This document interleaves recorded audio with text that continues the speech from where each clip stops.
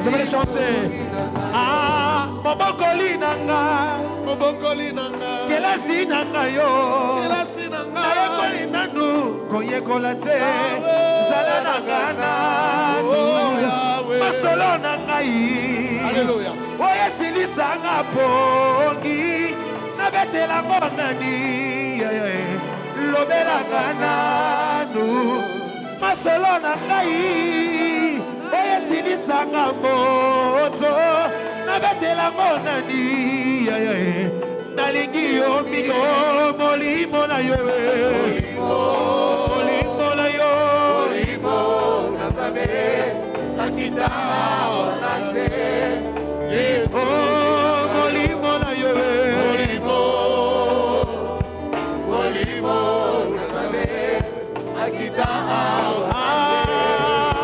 Jésus ne changeait pas. Jésus ne changeait pas. Alléluia. Jésus ne changeait pas. Il est mon sauveur. Il est toujours le même. Jésus. Oh, chantons Maranatha. Maranatha. Oh, il est mon sauveur. Il est toujours le même. Jésus. Oh, Jésus m'a libéré. M'a libéré. Oh, il est mon sauveur. Il est toujours le même. Oh, nous t'acclamons ce matin. Jésus ne changeait pas. Alléluia. Oh, il est mon sauveur. Il est toujours le même. Jésus. Oh, Jésus m'a libéré. M'a libéré. Oh, il est mon sauveur. Il est toujours le même. Jésus. Oh, chantons Alléluia. Alléluia.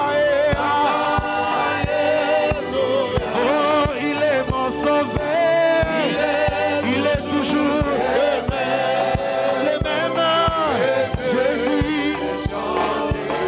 Chantons, il est vivant. Il est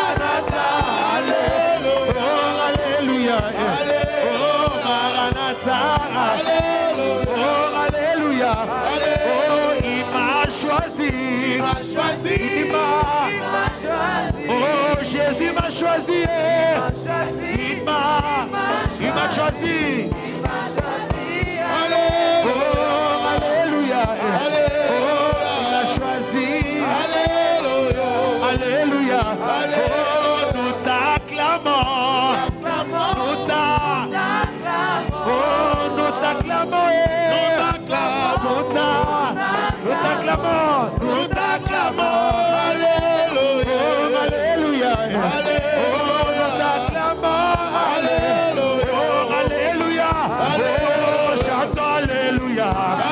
Oh, Alléluia. Oh, chante Alléluia. Oh, Alléluia. Oh, chante Alléluia. Oh, Alléluia. Oh, Jésus m'a aimé. Oh, Alléluia. Oh, nous t'acclamons ce matin. Oh, c'est toi qui vis. Oh, c'est toi qui sauves. Oh, c'est toi qui m'as aimé. Oh, nous t'acclamons Jésus. Oh, Alléluia. Oh, nous te célébrons. Oh, Alléluia. Nous poussons des cris de joie. Oh, Alléluia. Oh, nous te chantons. Oh, Alléluia. Oh, Alléluia. Oh, Alléluia.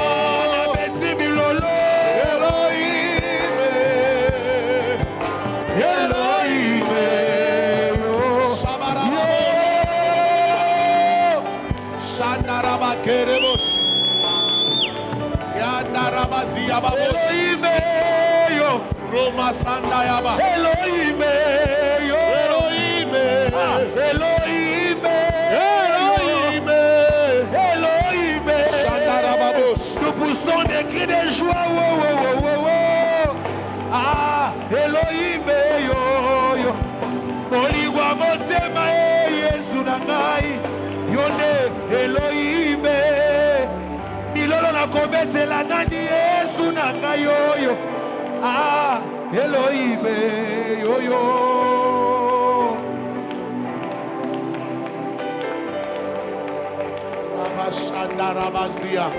C'est comme si tu voulais acclamer Jésus. C'est comme si tu voulais acclamer Jésus. C'est Jésus, c'est Jésus. Fais-le avec des cris de joie. Fais-le avec des cris de joie. Fais-le avec des cris de triomphe. Zia Marabosha.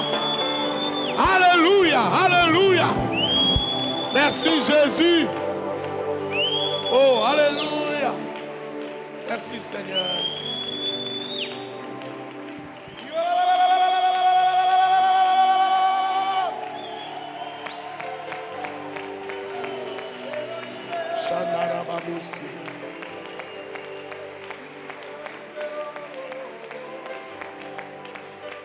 Prie le Seigneur. Demande au Seigneur de te parler ce matin. Que l'Éternel se révèle à toi. Que l'Éternel te donne sa parole. Dis Seigneur, donne-moi ta parole. J'aimerais entendre ta parole. J'aimerais entendre tes phrases, tes mots ce matin. Ce que tu as à me dire personnellement. Vas-y, prie. Prie. Shalabayabazi. Alléluia. Prie.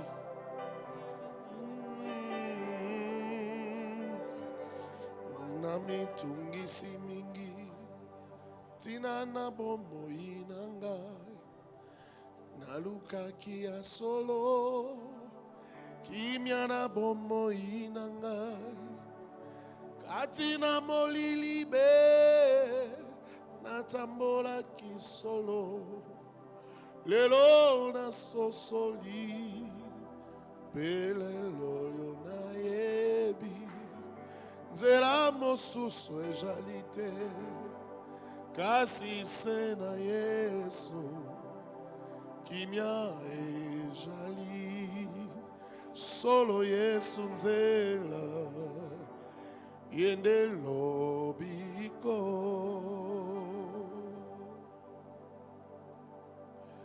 namitungisi mingi tina na bomoi na ngai nalukaki ya solo kimia na bomoi na ngai kati na molili be natambolaki solo lelo nasosoli mpe lelo yo nayebi nzela mosusu ezali te kasi se na Yesu kimia ezali solo Yesu nzela yende lobiko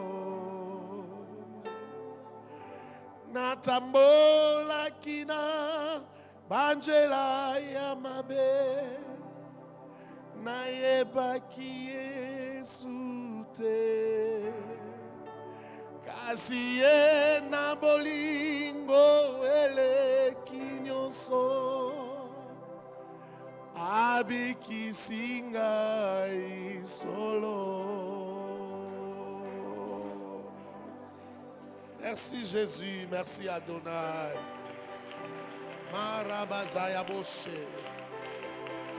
Gloire à Elohim. Gloire à toi Adonai.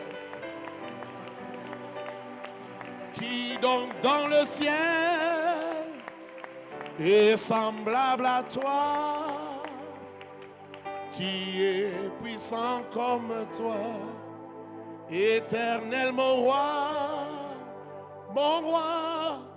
qui est puissant comme toi, éternel mon roi. Qui donc dans le ciel est semblable à toi, qui est puissant comme toi, éternel mon roi, qui est puissant comme toi, éternel mon roi.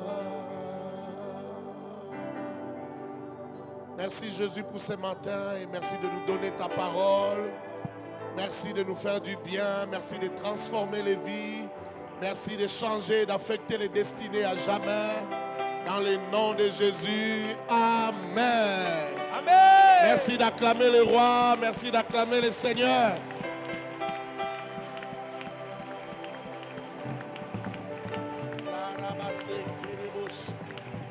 Oh, alléluia. Yamarabashe. Merci Jésus. Tu peux prendre place. Dis bonjour à celui qui est à ta gauche, à ta droite. Souhaite la bienvenue. Quelques paroles de grâce. Quelques paroles de bénédiction. Pourquoi pas. Laisse que Dieu te parle ce matin. Que le Seigneur te fasse du bien ce matin. Merci Elohim. Merci le Dieu de la Bible. Comme je l'avais promis le dimanche passé, je parle encore de la discipline aujourd'hui. J'étais en train de dire le dimanche passé qu'on peut avoir des talents, qu'on peut avoir un carnet d'adresses fourni, beaucoup de connaissances. Mais ce qui fait la différence, ce qui détermine les premiers, c'est la discipline. La discipline. On ne peut pas être disciple sans être discipliné. Les disciples, c'est celui qui suit les enseignements des maîtres. C'est-à-dire qui suit des règles bien établies, enseignées par un maître. Et effectivement, la discipline consiste à suivre des règles.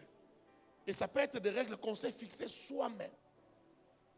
Parce qu'on a compris que pour arriver à la réussite, pour arriver au succès, pour arriver à remporter de grandes victoires, il faut étayer tel caractère. Il faut aiguiser tel caractère.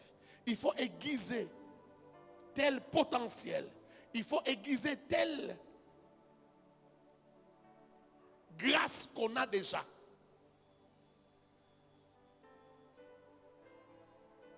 Les hommes élevés cherchent les meilleurs. Est-ce que je parle à quelqu'un? Le Congo cherche les meilleurs. Le Congo est un paradis. Un paradis qu'on a rendu enfer. Le Congo a besoin des hommes.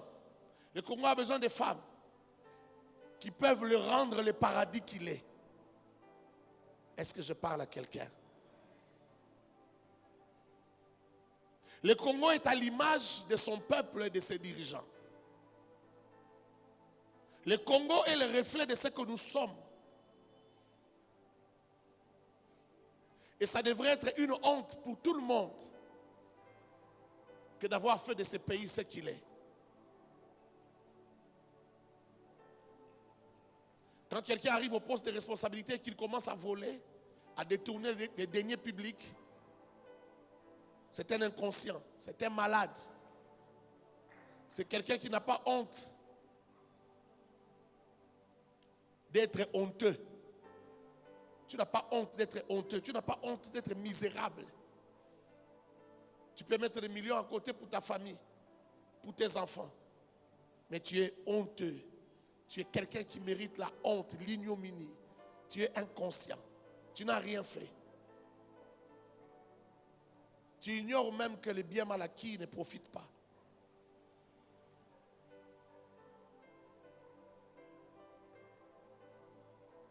Il faut voir à Gombe, à Pigeon, à ma campagne. Les fils des anciens dignitaires, qu'est-ce qu'ils sont? Qu'est-ce qu'ils sont devenus? Qu'est-ce qu'ils valent? Qu'est-ce qu'ils valent?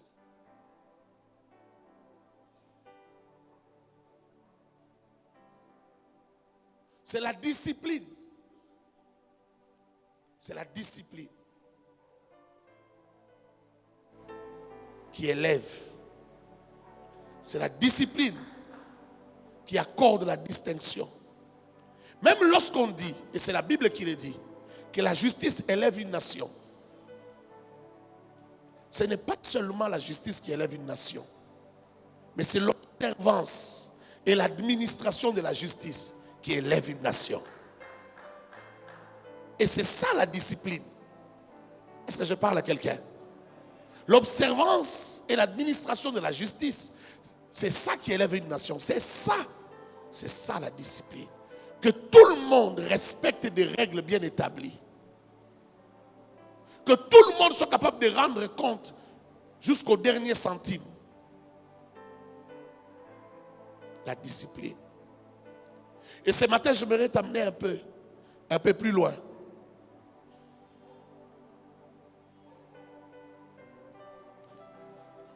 Vous savez, les Congolais n'ont pas honte. Parfois, nous voulons que les Belges nous respectent, les Français et les Américains. On ne respecte pas celui qui ne vaut rien. Ces gens-là, lorsqu'ils nous regardent, ils regardent comment nous gérons, ils ne peuvent pas nous respecter. Ils peuvent faire semblant, mais ils ne peuvent pas te respecter. Parce que tu manques, tu manques l'humanité. Tu manques ce qui fait de toi différent d'un animal. Tu manques ce qui fait de toi différent d'une bête. L'humanité même. Lorsqu'on manque l'humanité, lorsqu'on roule à Kinshasa, comme la manière dont nous roulons, un Français quand il arrive, il regarde juste comment vous roulez. Comment il y a de l'intolérance sur la route. Comment vous roulez, vous circulez plus mal que les fourmis. Les fourmis circulent en ordre. Mais vous, vous êtes des humains, vous ne circulez pas en ordre. Tu veux que les Français te respectent, il ne te respectera pas.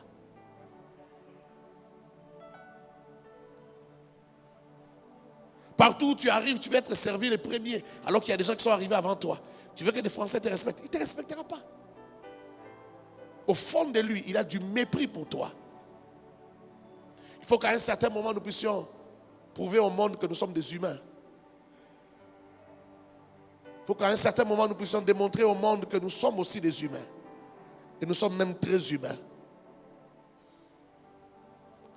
Tu veux que les Français te respectent.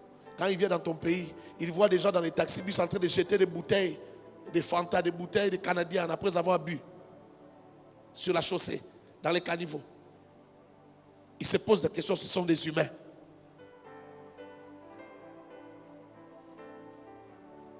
Ils se posent la question, ce sont des humains. Comment ces gens ne savent pas que lorsqu'ils jettent comme ça va boucher les caniveaux, ça va boucher leurs rivières, ça va détruire même l'écosystème, ça va polluer leurs fleuves. Comment ils ne savent pas? C'est tout un peuple qui vit comme ça.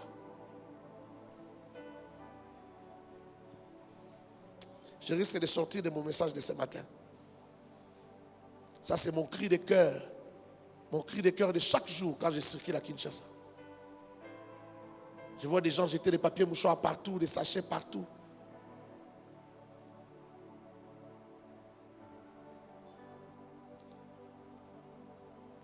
La discipline détermine jusqu'à quel point ton potentiel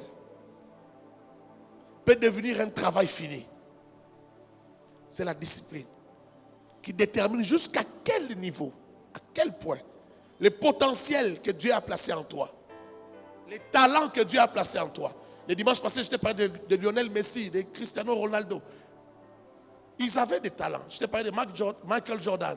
Ils avaient des talents, mais ils n'étaient pas les meilleurs. Mais c'est la discipline qui se sont fixés dans la vie.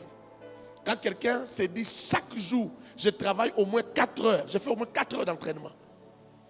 Qu'il y ait entraînement ou pas. Et quand il y a entraînement, il fait d'abord ses 4 heures et puis il va s'entraîner avec les amis. Il dit, je fais ça toute ma vie. Même s'il n'y a pas de résultat tout de suite. Mais au bout d'un certain temps, ça distingue.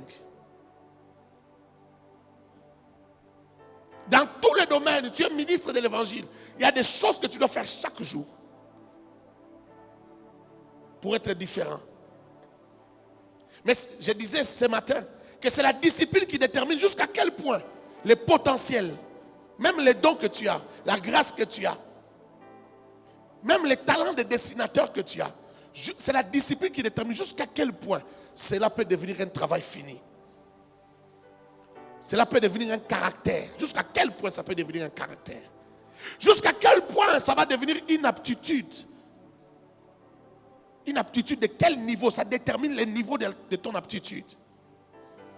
Jusqu'à quel point ça peut devenir une compétence. Jusqu'à quel point ça peut devenir une expertise. Jusqu'à quel point ça peut devenir une force. Je disais, avant de dire que le Congo cherche des meilleurs, les multinationales cherchent les meilleurs. Le roi cherche les meilleurs. La Bible dit, si tu trouves un homme habile dans son ouvrage, il se tiendra devant le roi. Laisse-moi le dire en français facile pour que tu comprennes.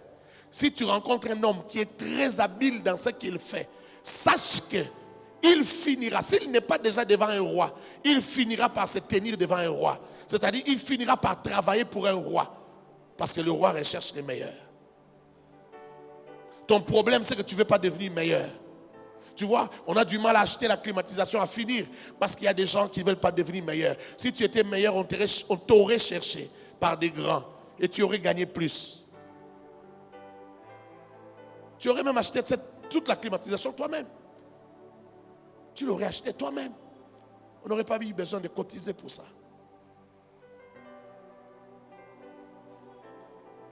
Devenir meilleur. Ce que je t'ai dit ce matin ne te concerne pas, ça me concerne, ne te concerne pas seulement, ça me concerne aussi. Moi aussi, je dois devenir meilleur. Je sais que ce n'est pas facile d'être discipliné. Comme je le disais dimanche passé, je le sais depuis des années. Mais difficile de le vivre. Difficile de s'appliquer. La paresse est contre la discipline. La nonchalance est contre la discipline. La procrastination, c'est-à-dire remettre à demain ce qu'on peut faire aujourd'hui, est contre la discipline. Lorsqu'on est discipliné, on ne vit pas dans la procrastination.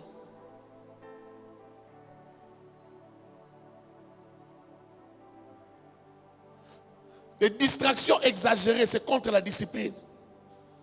Des rencontres non programmées, des rendez-vous non programmés, c'est contre la discipline.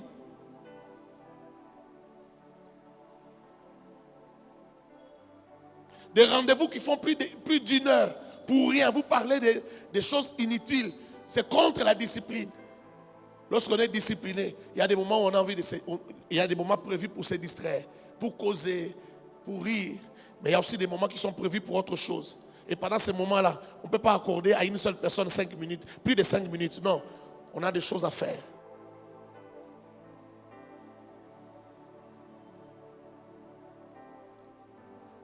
Il y a une phrase du prophète Daniel Kawata qui me trotte dans la tête. Je ne le cite pas pour rien. Le prophète Daniel Kawata a aujourd'hui 5 thèses de doctorat. 5 thèses de doctorat. Mais un prophète, c'est-à-dire un homme qui sait comment on se réveille la nuit et on prie. Je l'ai déjà vu plusieurs fois prophétiser, prédire. Un homme de prière, même si c'est d'un temps, il ne le fait pas souvent. Il a assumé de grandes fonctions dans ce pays.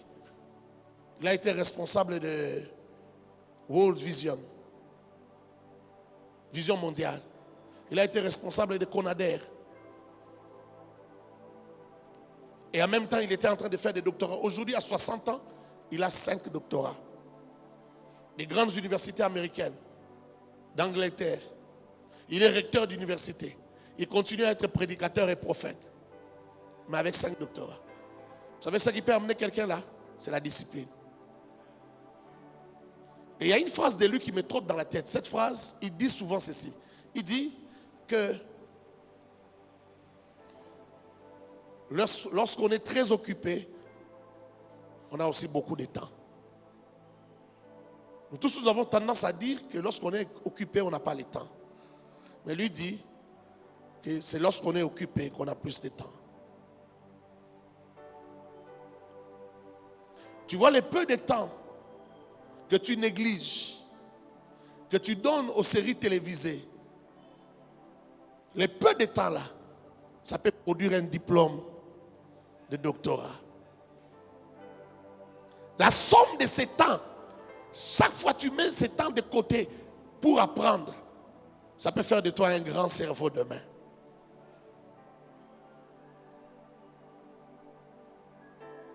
Est-ce que c'est à toi que je parle ou je parle à quelqu'un qui n'est pas venu? Le peu de temps que tu penses ne pas avoir est suffisant pour devenir, je ne sais pas, une meilleure tresseuse, une esthéticienne de renom, au point que les premières dames, pas une seule, les premières dames vont te chercher. Maman Denise te cherche, maman Olive te cherche, maman Antoinette à Brazzaville te cherche. Toutes les premières dames, jusqu'à Kigali, on te cherche. On dit non, il y a une femme au Congo, il y a une femme de renommée. Lorsqu'elle te touche la tête, c'est différent. Elle a une touche particulière.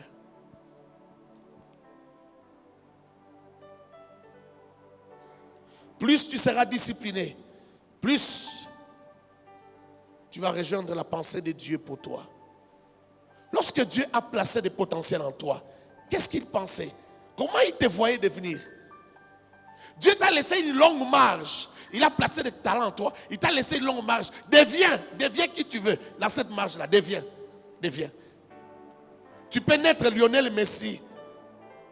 Je parle de Lionel Messi que ses parents ont mis au monde. Mais ne jamais devenir le Lionel Messi qu'il a décidé de devenir lui-même à la fin. Et si tu veux devenir Lionel Messi, que le monde connaît, tu peux le devenir.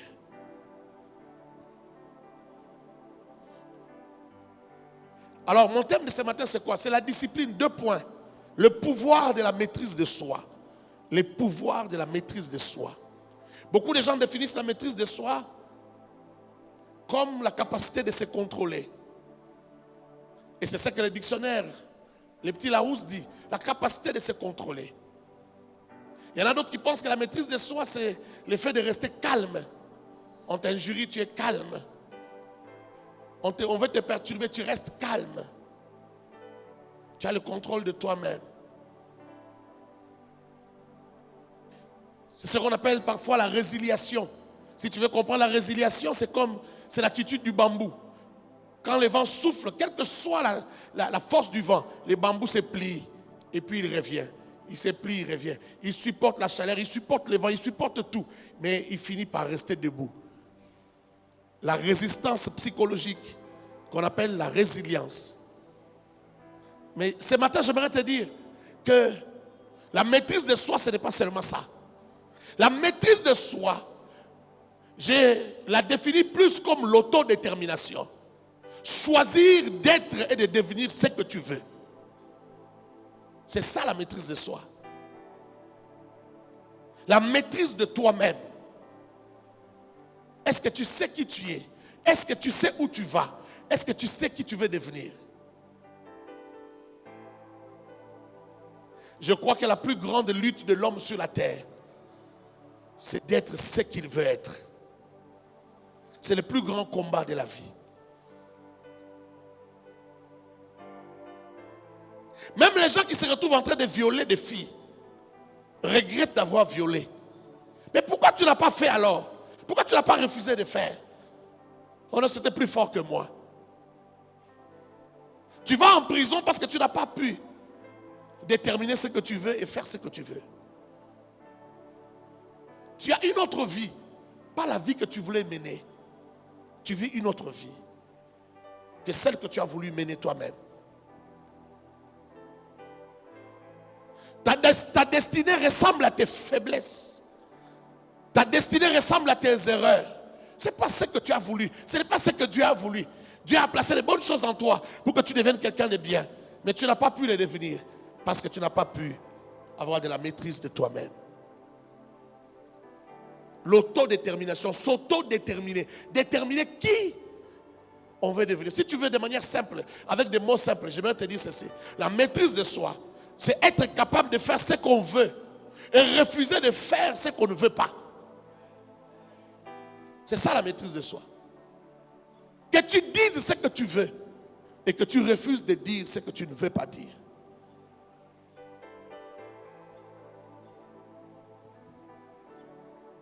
On résoudrait beaucoup de choses dans la vie juste par la discipline, juste par la maîtrise de soi. On résoudrait tous les problèmes qu'on a autour de nous. L'onction est disponible. Les interventions de Dieu sont disponibles. L'amour de Dieu est disponible. Dieu vous aime. Dieu vous aime. Dieu est pour tout le monde. La Bible dit qu'il ne fait pas exception d'homme. Il est là pour tout le monde. Il est pour nous tous. Dieu peut faire avec toi de grandes choses. Le problème, ce n'est pas Dieu. Le problème, c'est toi. Est-ce que tu es disponible? Est-ce que tu es capable d'entrer dans la discipline, de s'auto-déterminer, afin que Dieu fasse certaines choses avec toi? Parce que Dieu, c'est un Dieu de principe. Il ne fait pas tout avec tout le monde. Il fait les choses, il agit, il accomplit des prouesses, des exploits avec ceux qui savent se discipliner, ceux qui respectent ses principes. Lisons la Bible.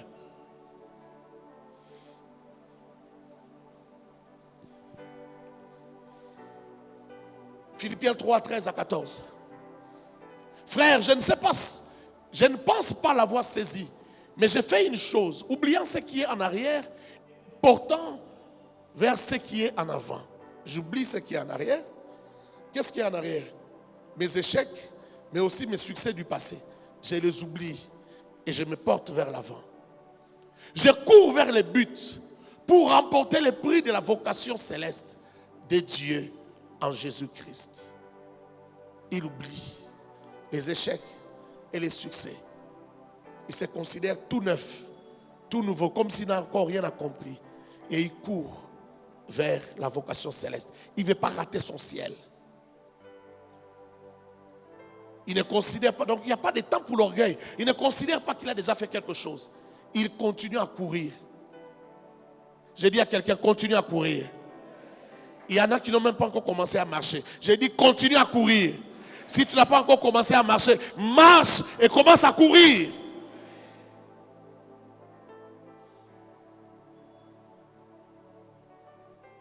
Je suis content aussi si je vois quelqu'un devenir membre de cette église aujourd'hui, et c'est un bon frère dont on peut avoir besoin ici pour l'œuvre de Dieu. C'est un bon frère qui a peut-être de l'argent et qui peut soutenir l'œuvre de Dieu. Oui, je serais content. Mais je serais plus content si, par les prédications, par les enseignements que je donne, tu deviens quelqu'un d'autre. Tu deviens ce frère-là qui peut soutenir cette œuvre. Tu deviens ce frère-là qui peut être utile pour l'évangélisation. Tu deviens ce frère-là qui peut accomplir de grandes choses, être une grande bénédiction pour nous. Quand je parle de frères, je mets aussi les sœurs là-dedans. Est-ce que je parle à quelqu'un? Parce que tu en as le potentiel. Tu vois celui que tu critiques parce qu'il a une belle voiture, il passe. Tu les critiques, tu regardes avec un mauvais œil, comme je vois à Kinshasa. Les gens regardent avec un mauvais œil. Quand tu es dans un quartier, tu veux tourner dans une parcelle parce que la route elle est petite. Tu veux tourner. Tu fais des manœuvres dans une parcelle. Il y a des parcelles où on met de grosses pierres, des moellons pour que les gens n'entrent pas, ne tournent pas. Et quand tu veux tourner, on te regarde avec un mauvais œil. Tu passes à côté de quelqu'un, il te regarde. Comme si c'est toi qui as fait de lui ce qu'il est. Arrête de condamner les gens. Arrête de blâmer les autres. Ta vie est entre tes mains. Sors de cette ignorance-là. Ne blâme pas les autres. Ta vie est entre tes mains. Ce que tu vas devenir est entre tes mains. Autodétermine-toi.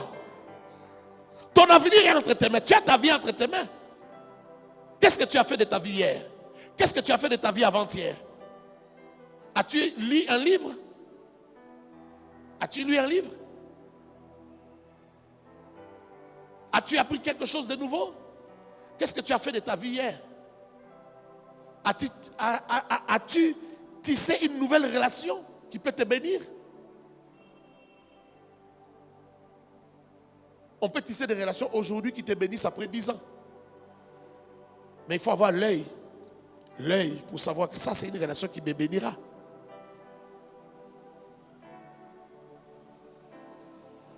Des gens sans vision font tout de suite.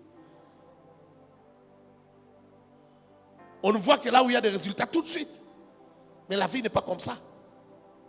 Si tu vois la vie comme ça, tu iras toucher au fétiche et à la magie.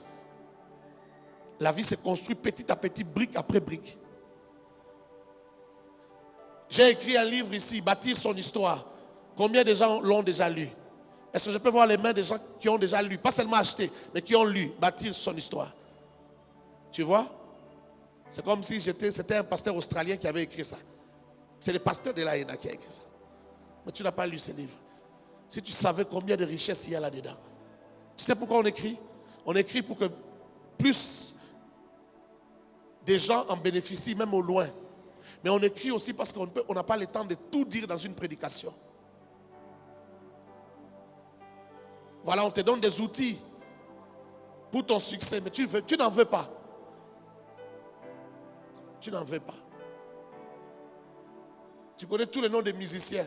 Tu connais tous les noms des comédiens. Qu'est-ce que ça t'apporte dans ta vie? À part te distraire.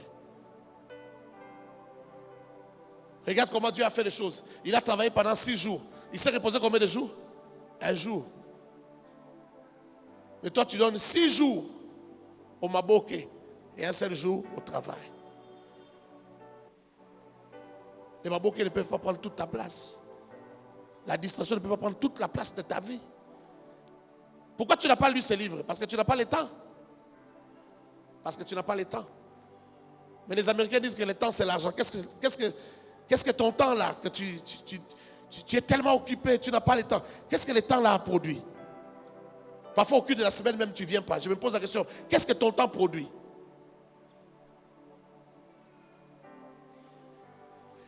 Celui qui a peu de connaissances, celui qui a moins aiguisé les talents, lorsqu'il vend son 1 heure, il vend son heure, une seule heure de sa vie, il gagne peu d'argent parce qu'il n'a pas aiguisé son talent, parce qu'il n'a pas assez de connaissances, parce qu'il n'a pas travaillé dans la discipline. Mais celui qui a beaucoup travaillé dans la discipline, quand il vend son heure, ça lui rapporte beaucoup. Vrai ou faux? Qu'est-ce que tu fais de ta vie? Qu'est-ce que tu fais de la vie que Dieu t'a donnée? On se plaint de beaucoup de choses. Mais le problème, c'est nous-mêmes.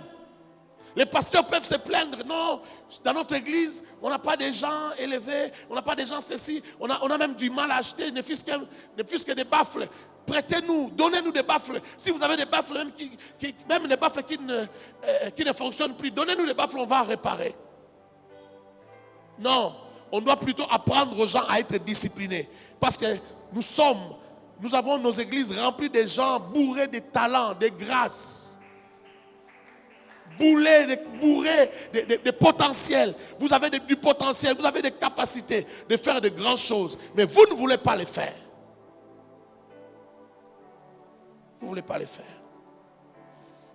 1 Corinthiens chapitre 9, versets 26 à 27.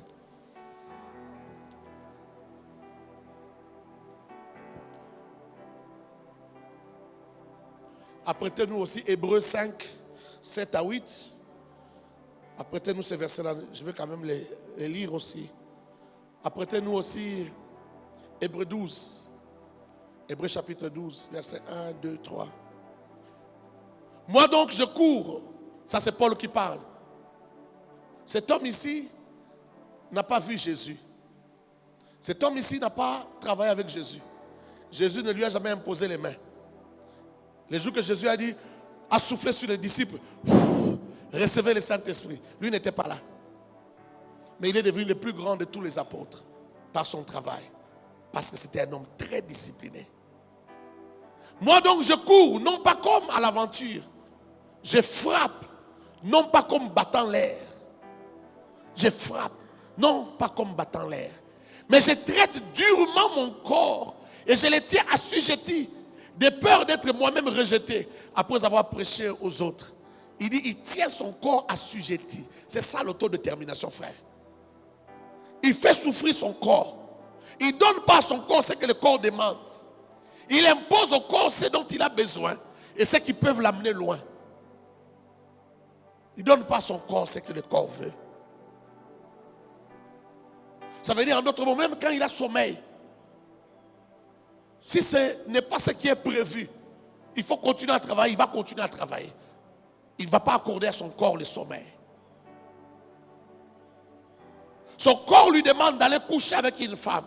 Il dit non, ce n'est pas ce qui est programmé. Ce n'est pas ce que tu dois faire. Parce que si tu fais ça, tu ne deviendras jamais ce que j'ai décidé de devenir.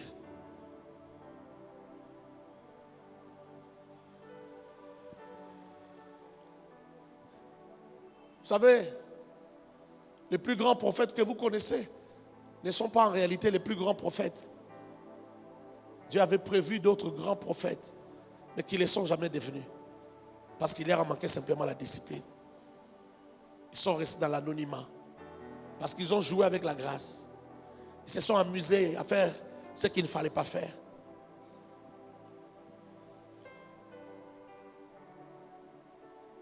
Ecclésiaste chapitre 10, verset 10.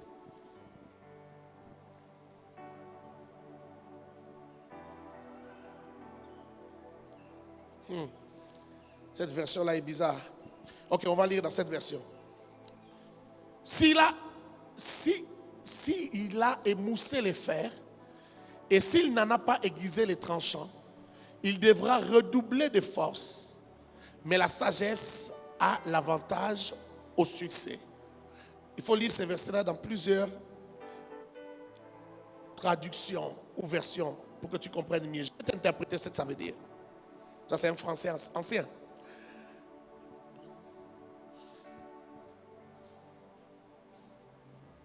Si vous n'aiguisez pas la hache, vous voyez la hache et pas là. Si vous n'aiguisez pas la hache, ou la machette, ou le couteau, avec un métal qui est moins aiguisé, c'est-à-dire qui est émoussé. Émoussé, ça veut dire que ça a une forme un peu, ça ne c'est pas aigu. Ça peut être rond, ça peut avoir une autre forme, ça peut avoir même la forme de la pierre. Si tu n'aiguises pas ta hache ou ton couteau ou encore ta machette à un métal de ce genre-là, il ne pourra pas être tranchant.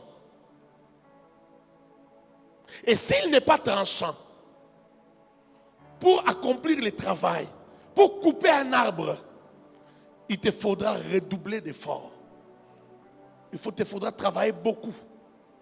Là, il fallait frapper 10 coups. L'arbre tombe, tu vas frapper 30 coups. Est-ce que je parle à quelqu'un? Est-ce que je parle à quelqu'un?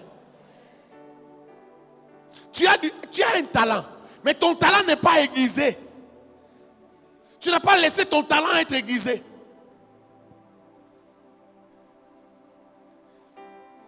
Il y a des gens qui ne veulent pas être conduits. Il y a des gens qui ne veulent pas qu'on leur dise ce qu'ils doivent faire. Ça dit pour lui l'église, c'est une formalité qu'il faut venir accomplir dimanche. Mais il ne connaît pas l'importance du pasteur. Ton pasteur justement est comme ce métal qui peut t'aiguiser. Les enseignants à l'université sont comme ce métal qui peut t'aiguiser. Ta propre discipline est comme le métal qui peut t'aiguiser. Que tu deviennes une hache tranchante. Que tu deviennes une machette tranchante. Si ton potentiel n'est pas aiguisé, ce que tu peux produire, ou ce que tu devrais produire en 2 ans, 3 ans, te prendra 30 ans. Il te faudra 30 ans pour devenir quelqu'un. Écoute, il y a des choses qu'on ne fait pas mieux lorsqu'on est âgé.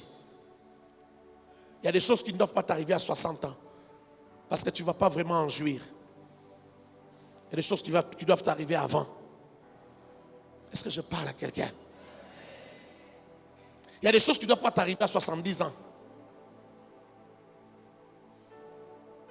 Aiguise le potentiel qui est en toi.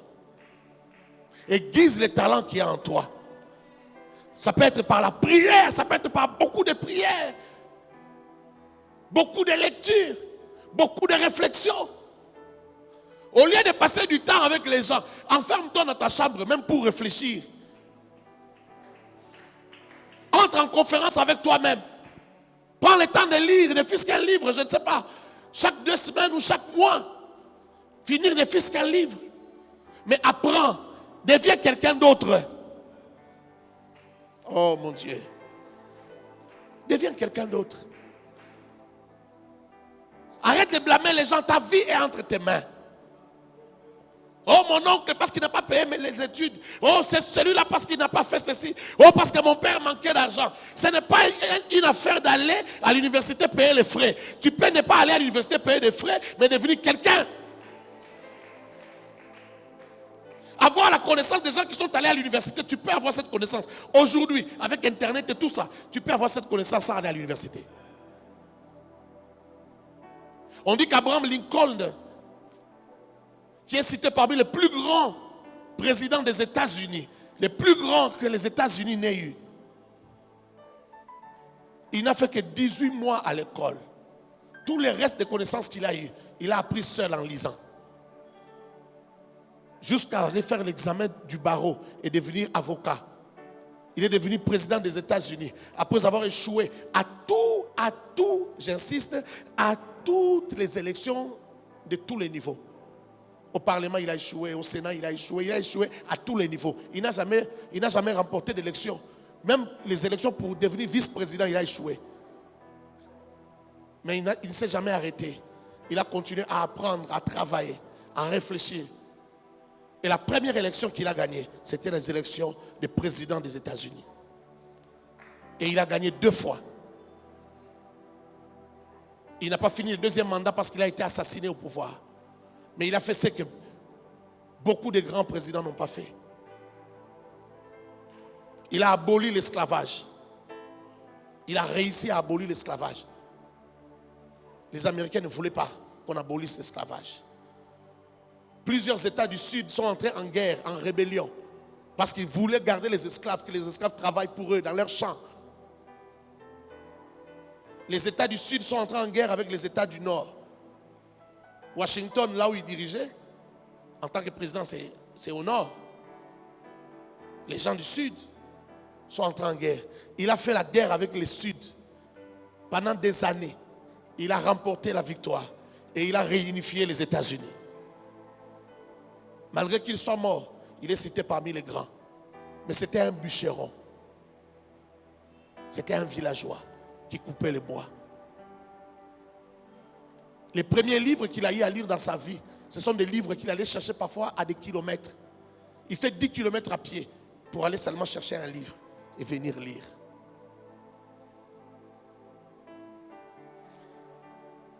Ce n'est pas la faute de quelqu'un si tu ne deviens personne dans la vie. Si tu restes dans l'anonymat, ça ne sera pas la faute de quelqu'un. Que tu sois homme, que tu sois femme. Tu es femme, ne te dis pas que toi tu as une autre voie de sortie, c'est le mariage. Non, oublie le mariage. Si quelqu'un t'aime, qu'il t'épouse. Mais pour devenir quelqu'un, ce n'est pas d'abord le mariage. Tu peux devenir une personnalité et donner de la valeur à ton mari. Ah, même si tu ne dis pas amen, moi j'ai dit ce qu'il fallait dire. Alors ne blâme personne pour tes échecs. Ne blâme personne pour des rendez-vous ratés de ton histoire. Tout dépend de toi. Tu peux y arriver. C'est possible que tu y arrives. Tu peux tout devenir. Si tu le veux, tu peux devenir. Tu peux tout devenir. Et laisse-moi te dire, tu as Dieu. Est-ce que tu sais ce que ça veut dire? Est-ce que tu sais ce que ça veut dire avoir Dieu? Avec le Dieu que tu as, beaucoup de gens ont fait de grandes choses. Parce que non seulement qu'ils ont travaillé, mais ils ont aussi la faveur de Dieu qui les accompagne. Ils ont aussi la grâce de Dieu qui les accompagne. Ils ont aussi la sagesse de Dieu que Dieu a développée. Frère, quand tu t'attaches à Dieu, à force d'écouter la parole de Dieu, une sagesse se développe en toi. Voilà pourquoi cet homme a dit, l'Ecclésiaste a dit, que la sagesse a de l'avantage. La sagesse a de l'avantage sur les muscles, sur les labeurs. La sagesse a de l'avantage. La sagesse, c'est la capacité de répondre à la question comment. Ça se développe, ça se travaille par la discipline. Tu peux devenir tout ce que tu veux. Tu peux devenir un bon mari, réussir ton mariage, réussir ta vie.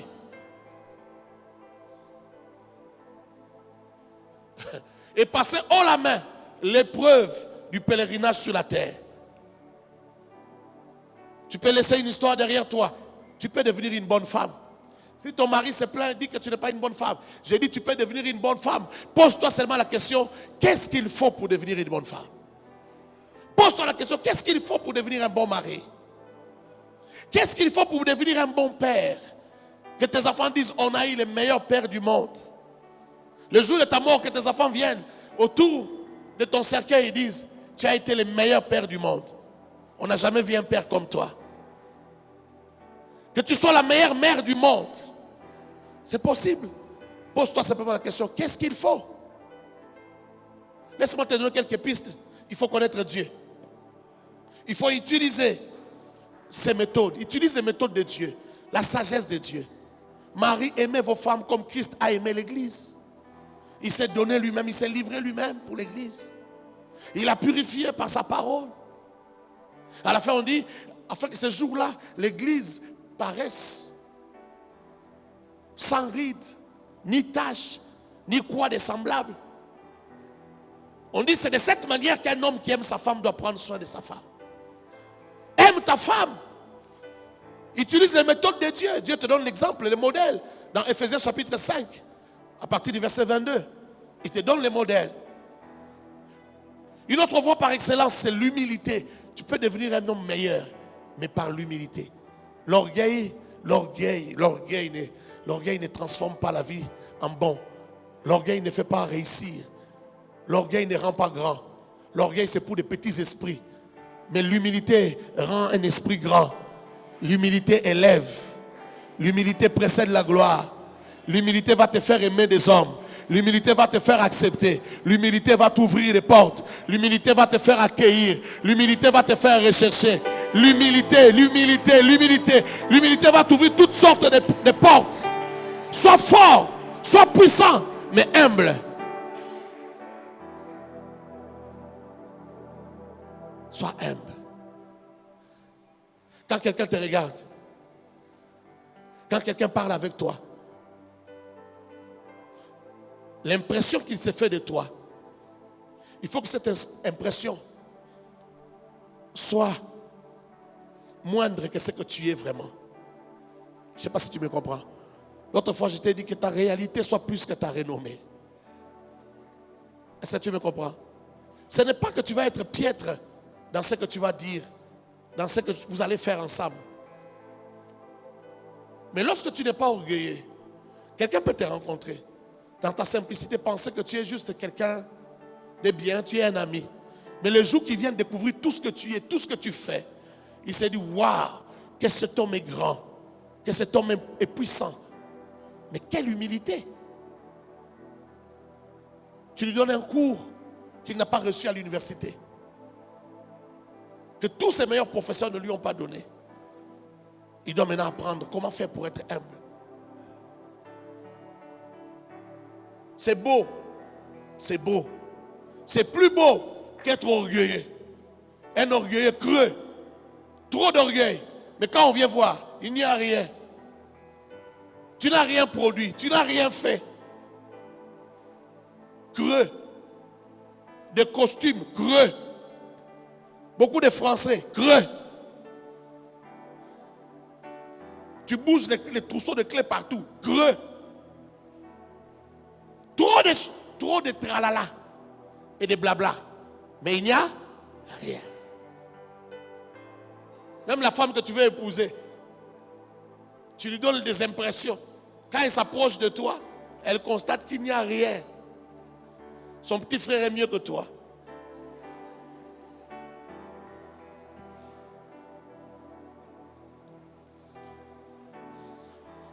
L'humilité. Et une autre voie, une autre piste, la capacité de se mettre à la place des autres.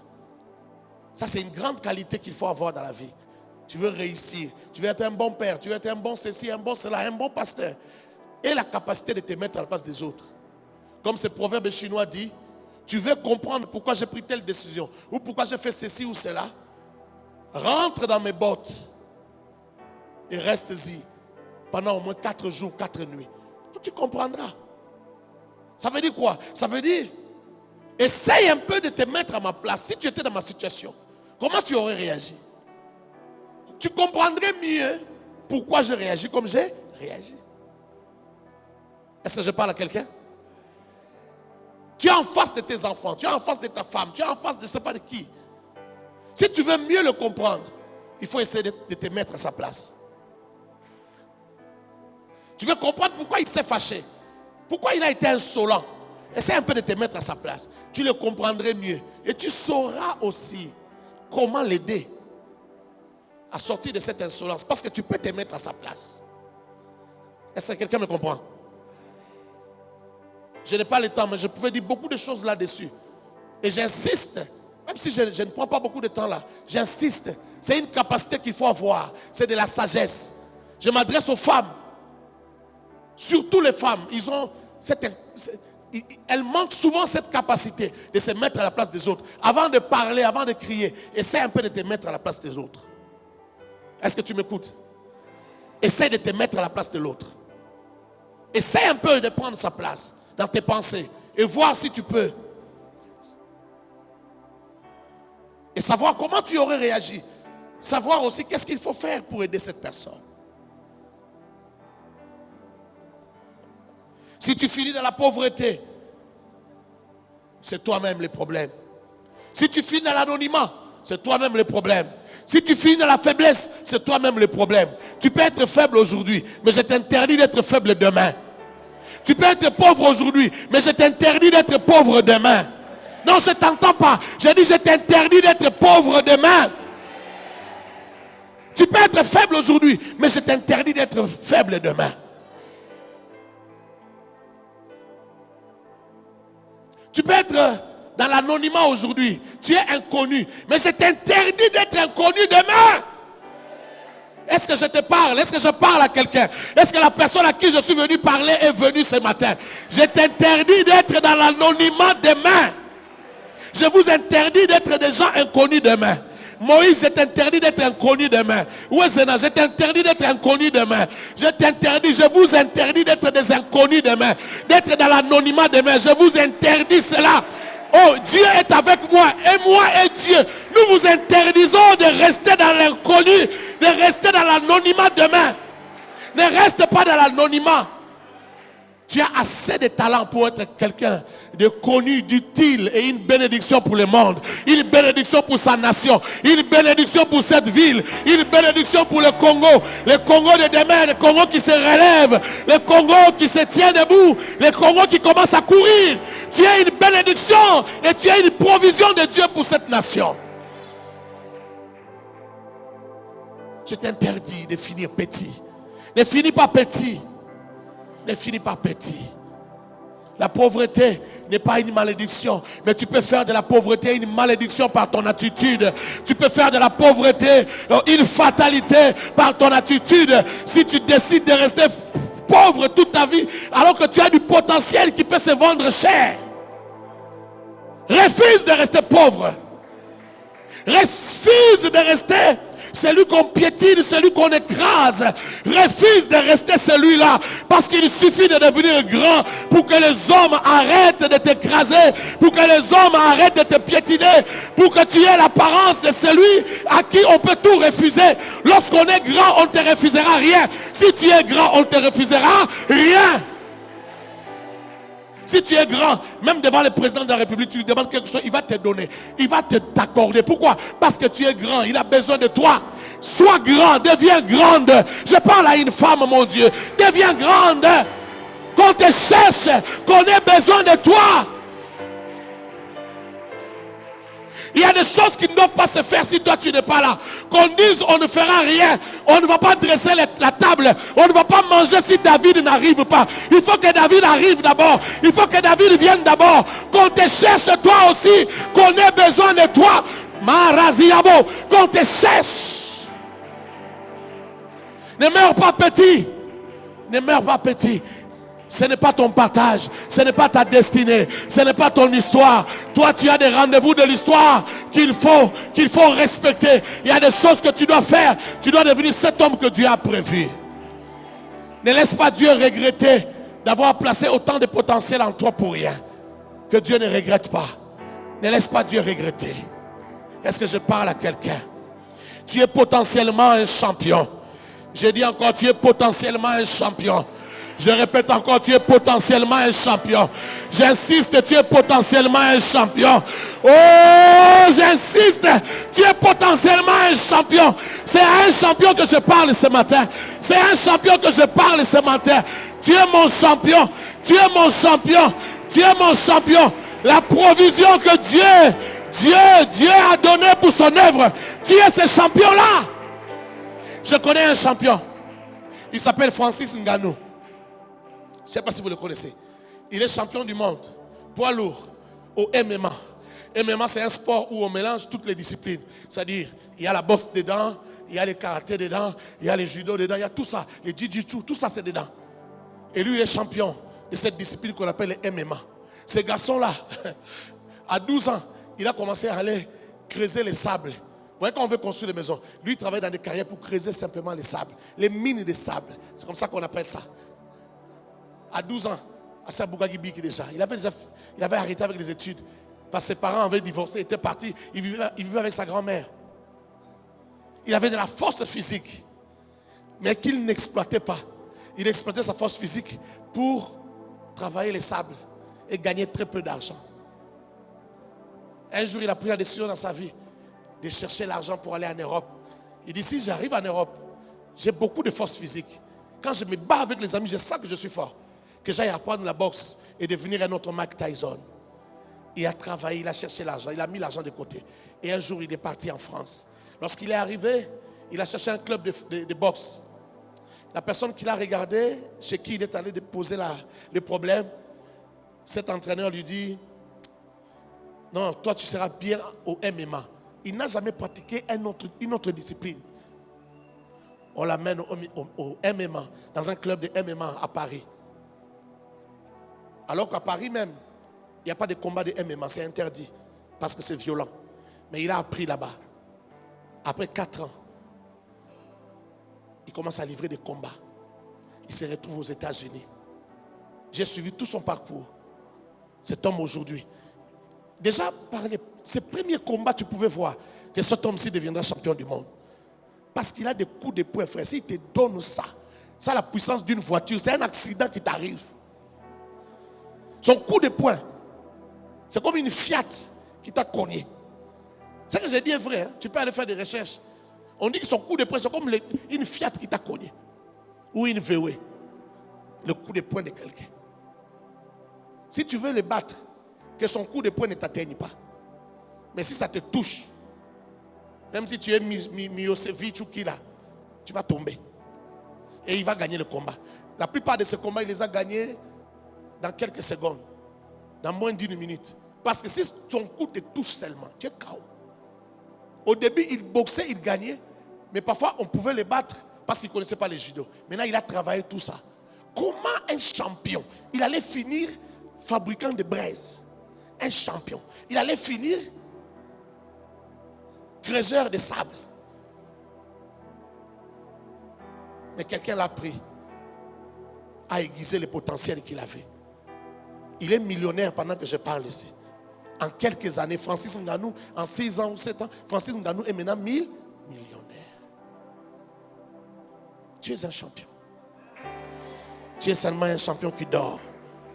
Tu es seulement un champion qui se méprise. Un champion qui ne se connaît pas. Deviens ce champion que le monde attend. Deviens ce champion que nous recherchons. Deviens ce vaillant que nous recherchons. Tu es puissant prédicateur. Tu es un grand avocat. Tu peux devenir le meilleur avocat de ce pays.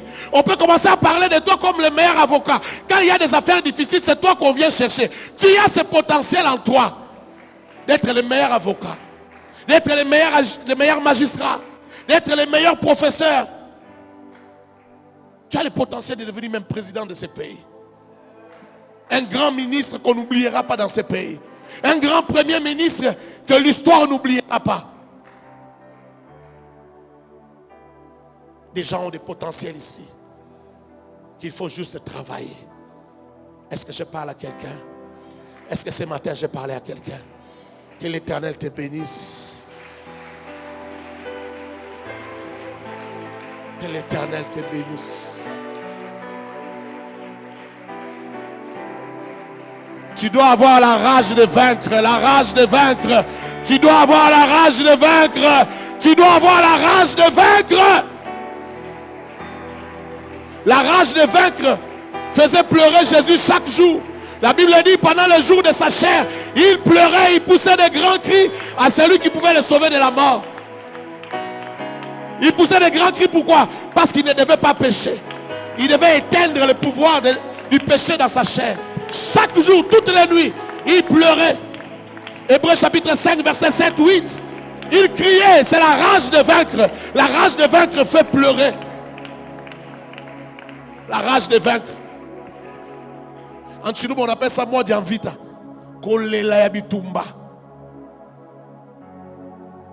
Mais c'est de la rage. La rage de faire quoi? De vaincre. Et la rage de vaincre. La rage de vaincre. La rage de vaincre. N'oublie pas qu'il n'y a pas que les humains qui te regardent. Je vais dire quelque chose de grave maintenant. Même les morts te regardent. Je savais que ça allait te choquer. Les saints te regardent. Abraham te regarde. Sarah te regarde. Enoch te regarde. Abel te regarde. C'est pas moi qui le dis, c'est la Bible qui le dit. Hébreux chapitre 12. Il dit, nous sommes environnés d'un si grand nombre de témoins. On a cité, chapitre 11, on a cité tous les vaillants, les héros de la foi. Et au chapitre 12, on dit, nous sommes environnés de tous ces témoins-là. Alors nous sommes sur une piste. Cours de manière à remporter les prix. N'oublie pas que Sarah te regarde. Tu es stérile jusqu'à 50 ans. Sarah a été stérile jusqu'à 80 ans. Ta discipline te fera vaincre. Tu as échoué plusieurs fois. Il y a des gens qui ont échoué plus que toi, qui sont sur les gradins, qui sont dans la tribune en train de regarder comment tu cours. Alors cours sérieusement. Lève tes mains là où tu es. Commence à parler à Dieu. Dis Seigneur, j'ai besoin de toi. Vas-y, vas-y, vas-y, vas-y. Parle, parle. Que le faible dise, je suis fort. Que le pauvre dise, je suis riche. Que l'aveugle dise, je peux voir. Bien-aimé, prie sérieusement. C'est ce que Dieu a Creuse, vas-y en profondeur. Où est ta rage? Où est ta rage? Prends des résolutions, prends des décisions. Des décisions que tu vas faire, que tu vas respecter toi-même. Que le pauvre dise, je suis riche. Que l'aveugle dise, je peux voir. C'est ce que Dieu a fait pour moi. Hosanna, Hosanna à l'agneau immolé. Hosanna, Hosanna, Jésus mort et ressuscité. Oh, Hosanna, Hosanna à l'agneau immolé. Hosanna, Hosanna, Jésus mort et ressuscité. Chantons Hosanna, Hosanna, Hosanna à l'agneau immolé. Hosanna, Hosanna, Jésus mort et ressuscité. Hosanna, Hosanna, Hosanna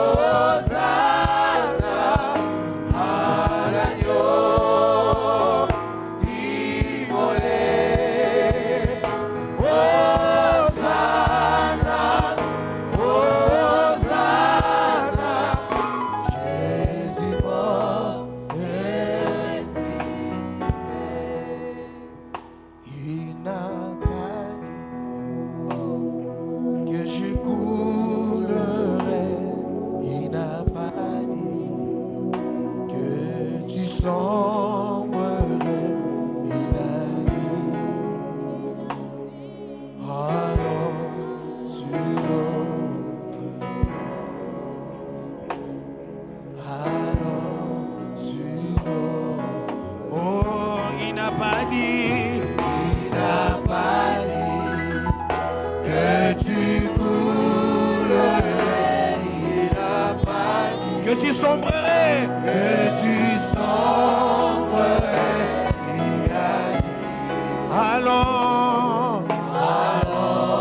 sur l'autre, alors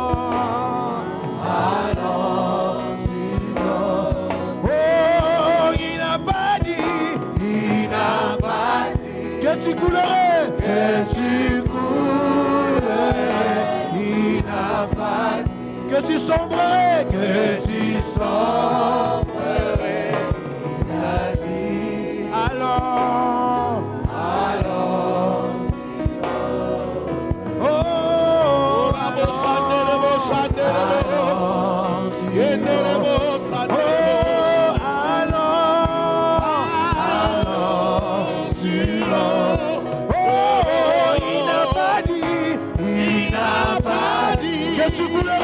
que tu coulerais, il n'a que tu sombrerais, il a dit alors, Alléluia. alors, sur notre beau, alors, sur notre entre tes mains, Bien-aimé, prie. Prie et prends des résolutions. Parle à ton Dieu, parle à ton Dieu. Yandarabasa Yabosh. On ne permet à personne, Seigneur, en reprendre bien. Oh, oui, prends tout, Seigneur. Oui, prends tout, Seigneur. Alléluia. Oui, prends tout, Seigneur. Oh, entre tes mains, Entre tes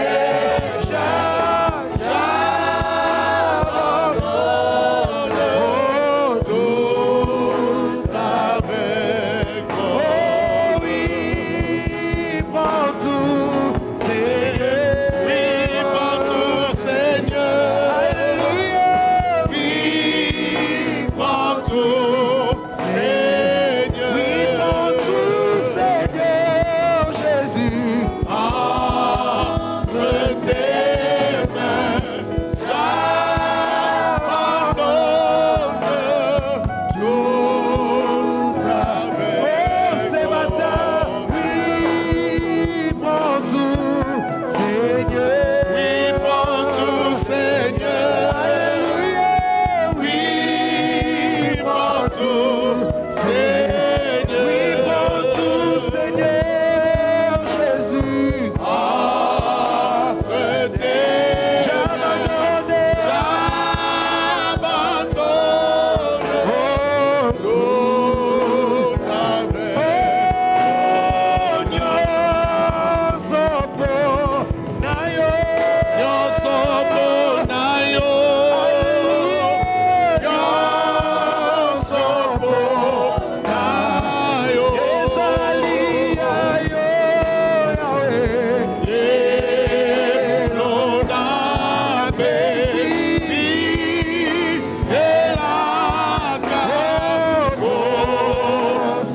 kosalela Ekolo Yesu kamata ye. kamata motema na nyonso mpona yo. Ezali ya yo, Yahweh. Ateraka ngai na mabe nango luna yo. Merci Jésus. Est-ce que tu as compris ce matin que tu n'as pas besoin de condamner les gens qui ne te cherchent pas? Tu n'as pas besoin de condamner ceux qui ne veulent pas te recevoir. Mais tu as plutôt besoin de travailler sur toi, sur ton caractère. Avoir un caractère qui attire les gens. Travailler pour aiguiser ce que tu as comme talent, comme grâce. Même si c'est seulement la prière, mais aiguiser cela. Jusqu'à ce que les gens aient besoin de toi. Même s'ils ne veulent pas qu'ils viennent te chercher. Parce que tu deviens incontournable. Est-ce que tu as compris cela? Mets les mains sur le cœur et dis, Seigneur, aide-moi à faire ce que j'ai résolu. Vas-y, parle. Dis, Seigneur, aide-moi que je n'oublie pas, que je fasse ce que j'ai résolu. Vas-y, parle. Tu as 30 secondes pour le dire. Dis-le. Seigneur, que je fasse ce que j'ai résolu.